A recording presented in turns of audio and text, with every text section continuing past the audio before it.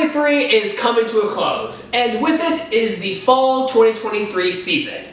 Now, I wasn't really expecting that much at the start of this season, but after watching all the anime that I watched, I gotta say, I was really impressed with most of the titles I watched. 2 of them weren't that great, and we'll get into those now. At the end of the summer 2023 report, I talked about 4 anime that I was going to be watching this season, but I actually picked up a 5th anime, and I dropped it after 5 episodes. That anime is Vexations of a Shut-In Vampire Princess. The marketing got to me, like it was all over the front page of Mao. I got like an email about it personally. I believe I got 2 emails about it, like one from my anime list and one from High Dive being like, "This anime is coming, you're gonna wanna watch it." And I was like, okay, I guess I'll watch it. So I did, and first impressions were that it had a lot going on and a couple good things going for it. It's about this one girl, I think her name's Torako Mori. She's a vampire noble in a fantasy world where there's a bunch of vampires and they're all fighting things. I only watched 5 episodes, I don't know that much about it. But she is supposed to be this super weak hikikomori vampire, or a shut-in vampire in the English terminology, and she doesn't want to fight, but she is now one of the generals in the vampire army. So she has to lie and deceit her way into not getting killed, even though that doesn't really matter, but she just doesn't want to die anyway. Again, the show has a lot going on, but it's also like kind of a Yuri between her and her maid, and the maid character is very, like, she has a lot of ecchi moments. Like, that's probably a reason why they were pushing this show, because of all, like, the fan service elements. They probably thought that fans would like her, and honestly, Torako Mori's, like, pretty cute too. Like, she has a Nendoroid already. Like, it was like 7 weeks in, and she already had a Nendoroid ready to go with pre-orders up on AmiAmi. I was like, okay, they are really pushing this. And I can see why. It's a fantasy anime with some romance tropes and elements. So I can see why the studio would think that a lot of weebs would like it, but it has a lot of problems. Like I keep saying, it has a lot going on, what with Torako Mori, you know, being a shut-in and not wanting to fight, with the philosophy of, like, why are we constantly fighting in these wars, to, like, this idea about death with, like, they don't really die, but, like, they keep coming back, but, like, there are things that can kill them. And then, like, the comedy elements with, like, Torako Mori's army and, like, the moments there, the Yuri elements with her maid and the comedy elements that, like, that brings. It's just a lot of ingredients, and I feel like we only really need 2 of them. And then another issue that I have with the series is going back to summer of this year. I watched this anime called Liar Liar, and the premise of that one was that there's this one dude, and he's not very smart or not very strong, and he's lying and saying that he's the strongest. And so you think that this anime is going to be about this idiot trying to, you know, con his way to winning all the time. But he actually is pretty competent. Like, he's not dumb at all. He solves most of his problems. And when I saw Vexations, I was like, okay, could this be the show that actually has an incompetent protagonist that is trying to fool her way to the top? No. It's exactly like Liar Liar. I should have said a spoiler warning, but we're just gonna get right into it. See, Torako Mori is actually the strongest vampire ever, and she was hypnotized into thinking that she's super weak. Like, after that reveal, I dropped it after 2 episodes. It just really couldn't hold my attention after that. It basically just lied to my face. Like, I thought this was gonna be it, but it wasn't. And it was probably liar, liar, not going well that sort of became a self-fulfilling prophecy with Vexations.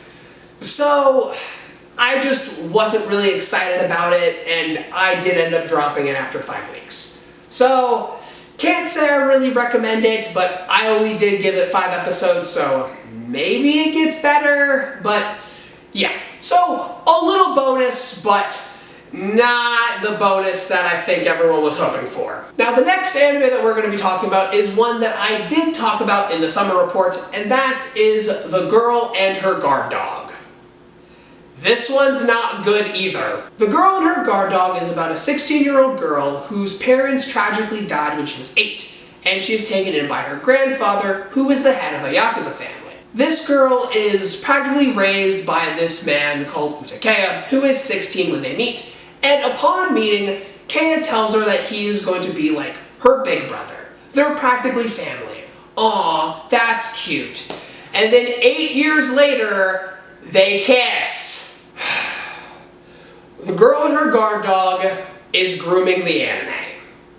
That's it. That's the show. It's really weird and really gross. There are a lot of shows that have like very weird or like creepy elements, but like those shows always seem like they understand that it's wrong, or like they'll have some other part of it that's like a redeeming quality. Like, look at Mushoku Tensei, for example. Rudy sucks as a main character, we all know that. But the plot of the show and the world building and the visuals are all something that we can sort of like gravitate towards and be like, okay, here's this thing. This part about it is bad, but the rest of it is actually kinda good. But with The Girl and Her Guard Dog, the plot is like just an okay romance. Like, there's not really any redeeming qualities to it. Like, the show just does not look good. Like, there's not a lot of polish, characters aren't really on model all the time, and again, the story's not that great.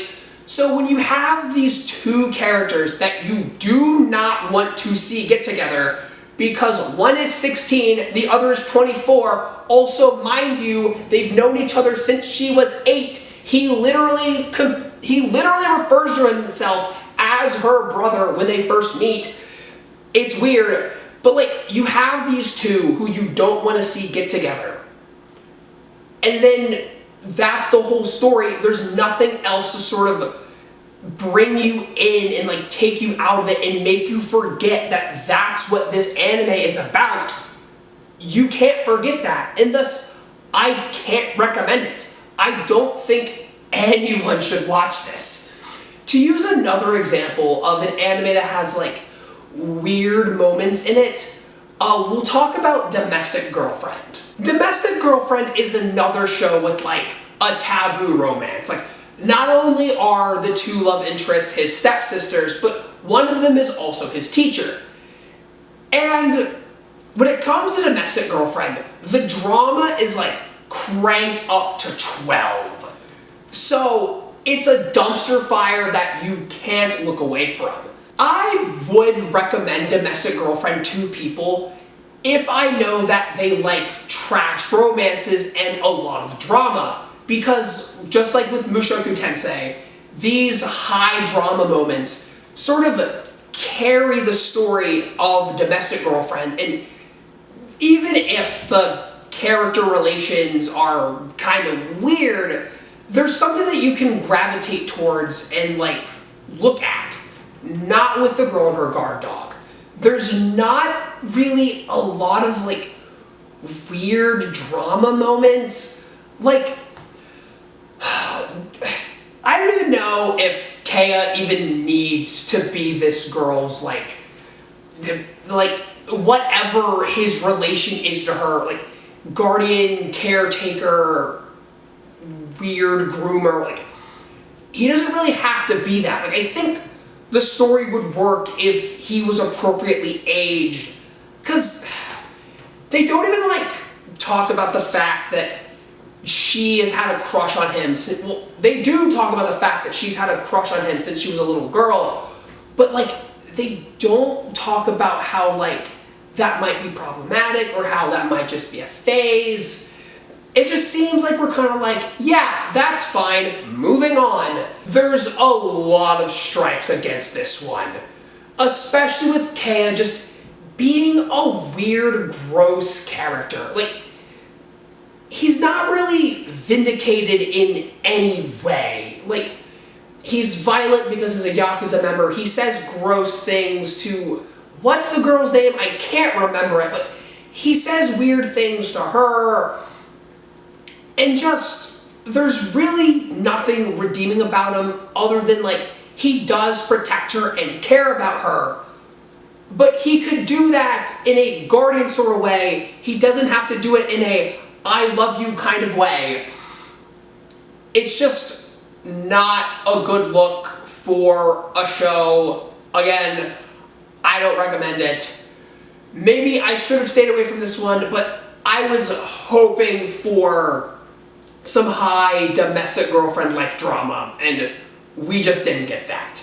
Alright, so those were the only two not great shows that I watched. The other three are straight up bangers.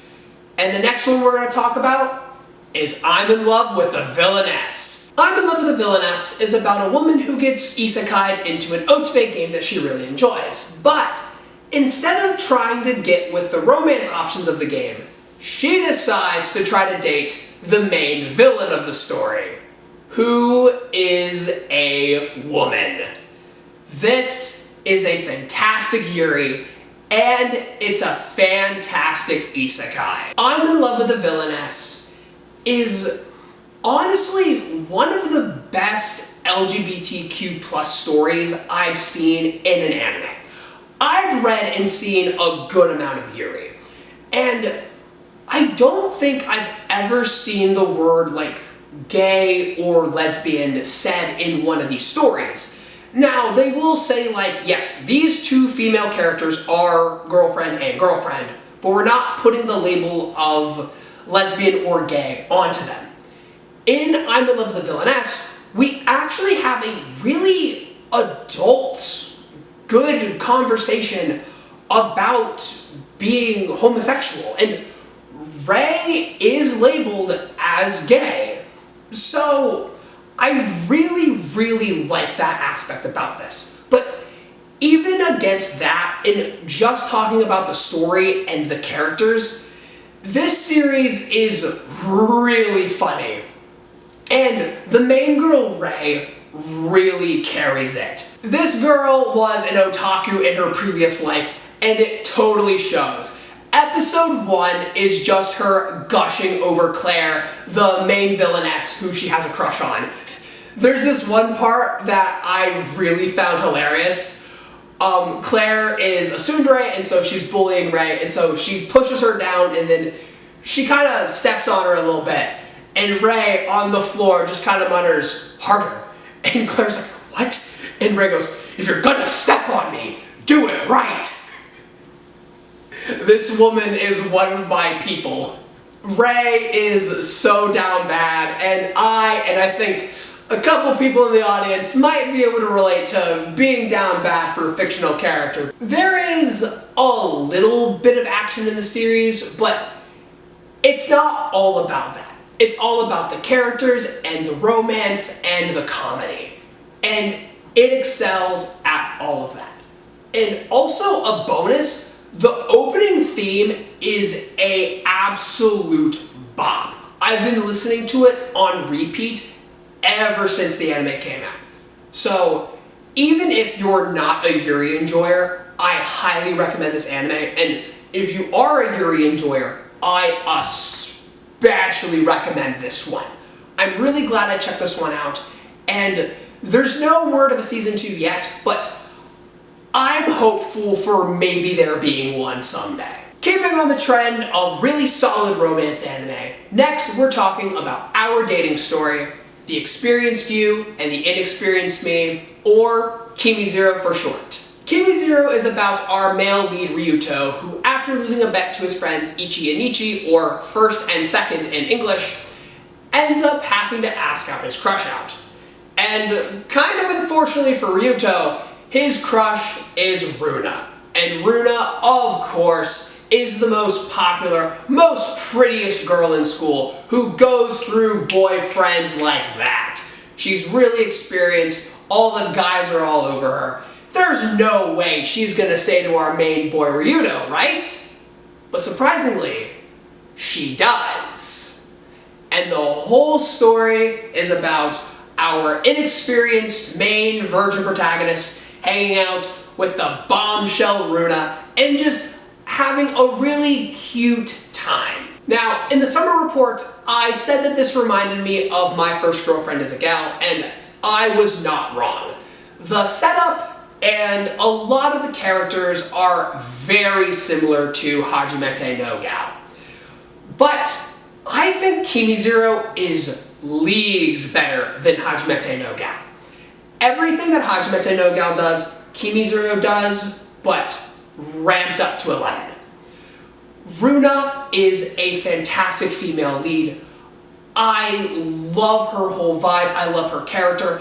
Yes, this series is a little wish fulfillment-like, but Runa is actually a well thought out character, and there's reason for her to say yes to Ryuto. It's not just because, oh, we need this to happen for the series to continue. Runa, really wants to find love, and she just says yes to everybody. And it turns out that all the guys that were asking her out were just using her, and she now finally is dating someone who values her. And Ryuto is such a Chad. He is the perfect boyfriend. Ryuto is a fantastic male lead. He is a great boyfriend. And this anime is not tropey whatsoever. It laughs in the face of all the typical romance tropes. There's not a lot of misunderstandings. There's not a whole lot of baiting. They bait a little bit near the end, but honestly, I understand why they baited that moment. No spoilers, but you'll know what I'm talking about when you get to the end. It's a very good romance. It's not tropey at all. It's wonderful. And I actually love a lot of the side characters. Well, I love one side character. Let's talk about best girl Nicole. Nicole is amazing. Real quick, throw up the image of Nicole with the ponytail from the survival game. There we go. Runa has one too, but Nicole's the focus of this segment of the video. Nicole is Runa's friend, and I love great friend characters in anime. Nicole is always by Runa's side, and she's there to help out Ryuto, and so she's kind of like the mentor character for him too. Nicole has chronic RBF, and man, I love scary kind of female characters, and Calm down, son, it's just a drawing. Nicole is super sweet, but she looks really mean on the outside. Kinda like Taiga from Toradora, but taller and a little hotter if you ask me. There's this one moment where Ryuto admitted in front of everybody that him and Runa are dating, and he did it to protect her honor. So he's out dealing with that, and then he comes back, and then he sees Runa, he's like, oh, it's Runa. And then Nicole steps in his way, and she's RBF on, she does not look happy, and he's like, oh no, I'm dead. And Nicole just goes, good work, dude. And I'm like, that's best girl right there. That's best girl. And there was a moment at the end with her which legitimately broke my heart. She deserves so much better than what she got. She did get a good happy ending at the end. Again, no spoilers, but Nicole's story was great. I really want to like go into the light novels for this one. I really want to see where this series continues. Not just because of Nicole, but because of the relationship between Runa and Ryuto. No season 2 confirmed as of yet, but I'm desperately hoping that it does get a season 2. If you couldn't tell, I love this series and I highly, highly recommend it. Just like I recommend this next anime that we're about to talk about, The 100 Girlfriends Who Really, Really, Really, Really, Really Love You. If you missed the last video I did, which was about 100 Girlfriends, you should definitely check it out. I will go very in-depth in the manga on that video, but right now we're going to talk a lot about my thoughts on the anime. And this adaptation was amazing. 100 Girlfriends is about our main boy Rentaro, who has 100 soulmates given to him by God. Now, in this first season, we only cover 6 girlfriends, but there are definitely more to come, and there are more seasons to come because season 2 got confirmed like a couple days ago, which I'm really looking forward to. I hope this season gets like I hope this series gets a full adaptation.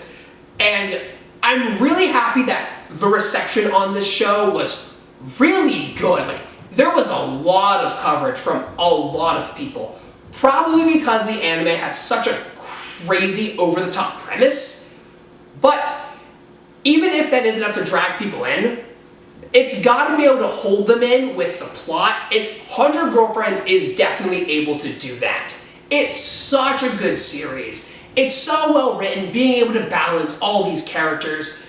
You can't really see how good it is now because there's only 6 girlfriends, but once it gets to like 27, it's a feat that they're able to handle like all these characters. Going into more specifics about how I feel about the anime itself, I actually grew an appreciation for a lot more of the girls. I never really loved AI Nano like in the series, but seeing her like being played like more as a kudere and like hearing like the voice that the voice actress gave her and just seeing how well the anime adapted her, because the art style is actually a little bit more polished than it was early in the manga, which is a good thing. The early manga looked a little rough, but it still looks the same, or it looks comparable in style, but just a little elevated. But everyone looks great, and Nano looks way better than she ever did, and I was really enjoying the episode she got introduced. I was really excited to see her, and also Kusuri. I talked about Kusuri a lot in the other video that I did, but man, 18-year-old Kusuri, like her older version, is stunning. And her dub voice, I was getting footage for the last video, and I heard her dub voice for the first time, and there was this one line that she said that it was something, and I like had this visceral reaction. You can kind of hear my reaction on OBS, so I'll get that footage and I'll put in my reaction to that line, because it is kind of funny. For a little bit, less than an hour at a time. Yep. And by the way, I'm actually a 3rd year here. Oh, hit me with that again. Does that crap count as science or sorcery? I can only be normal for a little bit, less than an hour at a time. Also, that got caught in 4K. Speaking of character voices, I love what they did with Shizuka. I was really hoping that they would just make it like a robot voice, but I like that it was the actual voice actress's voice, just making Shizuka a little bit more like personal and not like going into the gimmick. Like, it would be hilarious if it was just Google Translate saying her lines, but that would kind of make her feel less human in a way. So I like that she's still like, she has like a cute little voice, and she still talks like Shizuka, but she's just a little cutesy, a little, you know, more human and more personal. So I like that touch, even if I was really looking forward to hearing like a robot voice for her lines. 100 Girlfriends is definitely my favorite harem of all time, and I love this anime that came out just recently. This year has been great for anime for me. Like, Oshinoko was amazing in the spring, Masamune-kun's Revenge Season 2 was a dream come true for me in the summer, and now, like, my favorite harem manga ever got an adaptation this year. This year is ending really well. This year went so spectacularly, especially with me starting this YouTube channel. But we are now moving into 2024, a new chapter, and that means new anime in winter. There is a lot of anime that I'm going to be watching next season, and 2 of them are continuations of shows that I've already seen. We will start with Classroom of the Elite Season 3. I really like Classroom of the Elite. It's really similar to Origairu, which is another show that I really like. And so, because they're similar, I kind of have similar feelings to them. I like Origairu a lot more than Classroom, but Classroom does hold, like, it's good. I like it. With Season 3 coming out, I am excited for more. I'm especially excited to see more of Best Girl K, Ponytail, you know me, you know me. I don't really know much about this season. I have like 4 volumes of the Classroom of the Elite light novel. I have not read them, and even if I did read them, it's not enough to get to where this season is. So, yeah, I'm going in pretty blind to this one. It seems like it's going to be a battle between Aina Koji and that girl with the cane. So, a little upset that Ryuin's not going to be a big feature of this one. I really liked Ryuin in the first 2 seasons, but I think Classroom of the Elite can do villains pretty well. Like, one of Classroom of the Elite's best things is its characters, so I think we got a good season coming up. And if I'm wrong, hey, I'm wrong. And then the other anime that's a continuation of one that I've seen is Dangers in My Heart. When it comes to Dangers in My Heart, I didn't really love it at the beginning. I really didn't buy the relationship between Ichikawa and Yamada. Like, it just seemed like things progressed a little too fast for them, and I didn't think they were a good match. I was not rooting for them at all at the beginning. But as the season continued and went on, I started to, you know, say aw more and more, and I started to think that it was really cute. So the back half was definitely better, in my opinion, to the beginning half, and so I am hopeful that with this next season we can forget about how I didn't like Ichikawa and Yamada getting together, and I can just kind of leave that behind and watch the really cute romance anime. So I'm really hopeful. Maybe this will turn my opinions of it around, and I can rescind my mid-take that I said in that one TikTok video that I did that people still comment about, even though I commented about it like when the anime was coming about. I still get comments of people being like, why are you saying it's mid? It's like, I thought it was mid in week 7 when it was coming out, when this goblin is like attracting this model for some reason. Like, I don't buy that. That's not great. But it's not, I don't think it's that bad now. Chill. So, those are all the shows that I have a little bit of knowledge about. These next shows I am going in pretty much completely blind. And this first one we're going to talk about is not one that I typically watch, meaning it's not a romance. And it is Solo Leveling. Yeah, I blame Nick Connor from Otaku's Anonymous for this one. The man will not shut up about this series. I watch Otaku's Anonymous every week. Free plug, you're welcome guys. And love the podcast. And Nick is going on about Solo Leveling, how it's going to be the next best isekai. He said the same thing about Shangri-La Frontier, and then he dropped it after 7 weeks. But anyway, we've hyped up Solo Leveling, and so I thought, what the heck, I'll go ahead and give it a watch. Because I'm trying to watch new things, I'm trying to broaden my horizons. I can't just be the only watching romance anime kind of guy that I normally am. So I'll watch this anime and it'll give me something to, when I listen to the podcast, I'll be involved. Because when they talk about JJK every week, I have no idea what they're talking about. So Solo Leveling is an isekai with all the trappings of an isekai.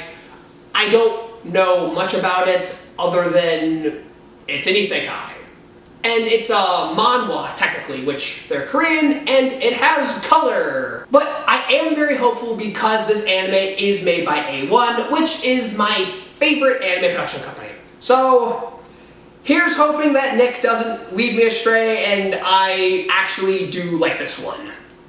So moving on from an anime that isn't what I normally watch to something that is definitely right up my alley.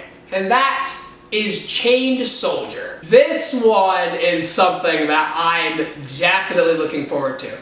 It's got the ecchi tag, it's got the harem tag, and I did look at this manga a little bit, or I wanted to read this manga a little bit, but then I saw the anime was gonna come out and I was like, we'll wait for the anime to drop and then I'll watch it and I might read the manga after that. But this seems like a really good ecchi harem anime with a main boy surrounded by a bunch of hot, sexy anime women. Just some high school D goodness. I can't go a season without watching something ecchi or some kind of harem. And this one looks like it's pretty popular. Like, I did hear about it a little bit before, so I am excited that I get to watch it. And I'm excited to see the discussion around this one. And so, really looking forward to a really nice, ecchi harem. This one just looks super adorable, and it is fittingly called Hokkaido Gals Are Super Adorable. It's about this boy who sees this gal at a bus stop, and she's wearing a skirt, and she has bare legs, and he's like, that's kind of weird. And then cute romance things ensue. I don't know anything about this one, and so I'm just looking forward to something cute. Now, it does look like it might be not great. This might end up being like My Tiny Senpai from the summer, just being like a middling kind of romance with nothing really to make it shine, kind of like Kimi Zero had a lot of stuff that made it shine. So we're hoping for more Kimi Zero and less My Tiny Senpai. I'm remaining hopeful, but we will see at the end of next season. The final anime I will be taking a look at in the winter 2024 season is The Foolish Angel Dances with the Devil. This is a rom-com series about the devil going to a school to recruit some people to join his devil army, but he ends up falling in love with an angel. So this seems like a really cute kind of love comedy about a devil and an angel. I probably won't attach myself too much to the supernatural elements. In fact, the supernatural elements probably aren't gonna be that present. Actually, if they don't make the supernatural elements that present at all, that will probably be better for the romance story, because I don't want to get into another situation like Vexations where we can't balance out the supernatural elements and the whole demon aspect with the whole cute romance story that we got going on over here. What's it called? I'm in Love with the Villainess managed to balance that well, so hopefully this one will be able to balance those two elements. This one looks really cute, like visually it looks like something I would enjoy, so really excited for this one specifically, or not as much as Chained Soldier, but I am hopeful that this one is going to be something that I do end up enjoying. So I got a lot to watch, a lot to be excited about, and make sure to let me know in the comments, what did you watch this season and what are you excited to be watching next season?